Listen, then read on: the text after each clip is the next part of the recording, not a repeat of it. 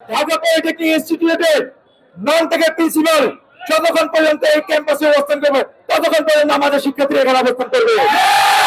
ততক্ষণ না পর্যন্ত ঢাকা পলিটেকনিক এবং মহিলা পলিটেকনিকের যে টেকনিক্যাল প্রিন্সিপাল এই মুহূর্তে প্রেরণ করা হচ্ছে এবং নিয়োগ দেওয়া হচ্ছে, ততক্ষণ পর্যন্ত আমরা এখানে অবস্থান করব। আমাদের বিগত কয়েকটি মাস আগে একটি বড় আন্দোলন করি এই 7 রাস্তায়, সেখানে সচিব মহোদয় এসে আমাদেরকে আশ্বাস দিয়ে যায় 6 দফা মেনে নেওয়ার, কিন্তু তারা এই দাবির একটা চিঠি-ফোঁটাও বাস্তবায়ন করেনি। আমরা এই প্রেক্ষিতে আজকে আবার আন্দোলনে নেমেছি। একে তো তারা আমাদের এই সেক্টরে আসার যোগ্যতা নেই, অবৈধভাবে আসছে।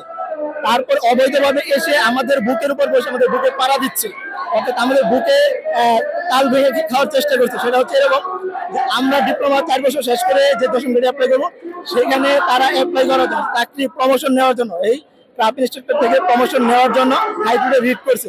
তো সেই হাইকোর্টের রিটের প্রতিবাদে আমরা তীব্রভাবে নামছি।